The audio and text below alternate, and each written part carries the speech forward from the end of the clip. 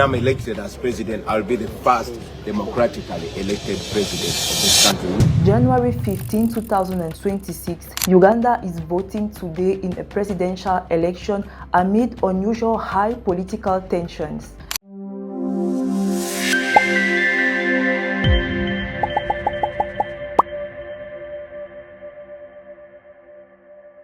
Security deployment and concern raised by civil societies and organization groups.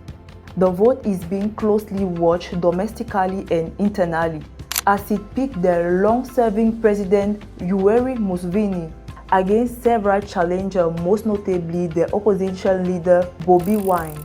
Across Kampala and other regions, voters have been turning under severe security. Soldiers and police officers have been deployed on the polling stations. Ugandans queued up to vote in a tense national election on Thursday. The poll is taking place after an often violent campaign and an internet shutdown aimed at curbing what the government called misinformation.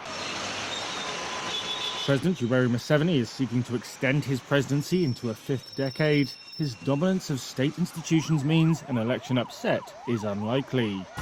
And in other communities, the vote began later than scheduled. The government says the measures are intended to prevent violence and maintain peace. However, opposition parties and human rights groups argue that the visible security presence may create an atmosphere of intimidation, political affection, and violence. President Museveni, now 81 years old, has governed Uganda since 1986. He is seeking what will be his seventh presidential term. Over the years, constitutional change had removed age limit, permitting the president to rule until he wants, allowing him to remain eligible for his office till many years.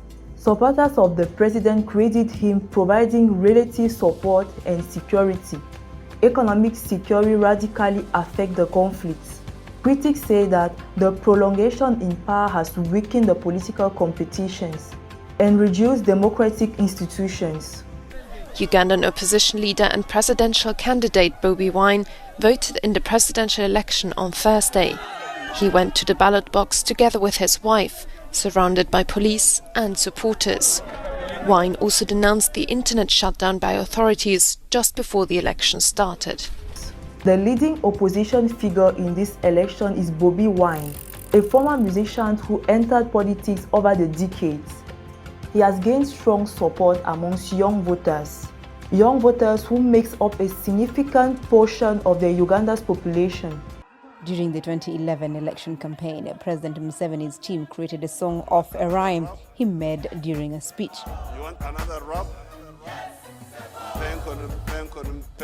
Museveni isn't competing with Bobi Wine on the music stage, but he will have to test his popularity next to Museveni in the political arena if the legislator decides to run for president in 2021. Halima Athmani for VOA News, Kampala. And the future is today. If we only come together, we can chase this man away. His government focuses on anti-corruption measures and government reforms, not forgetting the greater part political freedom. Authorities have previously accused his movement of creating unrest, an accusation his young supporters rejected. 2 days before the election, the government ordered nationwide suspension of internet connection. As a result, access to social media platforms, messaging applications, and some online financial services was erupted. Uganda's presidential election has been shadowed by a hardening internet crackdown. This, remember, comes ahead of voting as President Yoweri Museveni seeks to extend his 4-decade rule with a 7th term. The Ugandan government maintains that the blackout is to prevent misinformation. It has previously dismissed claims about the internet shutdown, saying the reports are false and misleading. Government officials stated that the decision was taken to prevent misinformation and the protection of national security. Opposition groups, civil societies, and journalists criticized the move, complaining that it limited access to information and disrupted the election mood. disrupt election monitoring, and restrict freedom of expression for a critical period.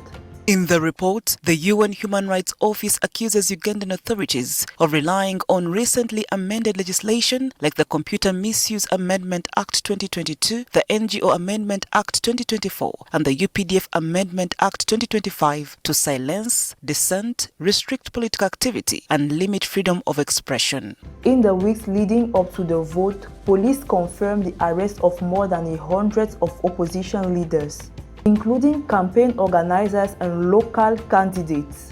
Authorities say the arrests were due to the violation of public order. Opposition figures and human rights organizations contested this assertion, describing many arrests as arbitrary and politically motivated. On the election day, voters in different regions reported long queues and delay. Election officials stated that polling stations will remain open. Me as a voter, I'm frustrated because I came here to vote, but now I think I'm losing confidence in voting because I found that the machines are not working, and they assured us that no one will vote without passing through the biometric. They are not in operation. They are non-functional. That was wastage of taxpayers' money. To ensure that all registered voters are ready to cast their ballots. The Election Commission has emphasized that it is committed to conducting a credible and transparent process despite logistical and security challenges. President Museveni has publicly warned against the attempt to disrupt the election, stating that authorities will respond firmly to unlawful actions. Government representatives say such statements are meant to reduce violence and ensuring peaceful votes. Critics argue that the language contributes to an atmosphere of pressure rather than reassurance. The public opinion in Uganda remains divided. Some voters, particularly in rural areas, say continuity in leadership is necessary to preserve security and avoid political uncertainty. Others, especially younger urban voters, express frustration with limited political change and economic uncertainty. This election is widely viewed as a test of Uganda's political democratic framework. Key issues include the independence of electoral institutions, the role of security forces in civilian political process, access to information and digital framework, the outcome and the way it is accepted is expected to have implications for political stability. Vote counting is expected to begin shortly after the closing of the polling station. Preliminary results may take several days to be announced. As Uganda waits the outcome, attention is focused not only on who will win, but also on how the process is judged by the citizens, observers, and international communities. Uganda's story is not finished. Whether this election will lead to continuity, confrontation, and contestation, its impact will echo far beyond January 15, 2026. Now, the conversation is yours. Is it democracy under pressure or democracy under hollowed out? Where do you draw the line between stability and authoritarian control? Share your thoughts. I'm reading your comments. Click the link in the description to download our app or scan the QR code on the screen to have more information about the stories in the same like. Choose.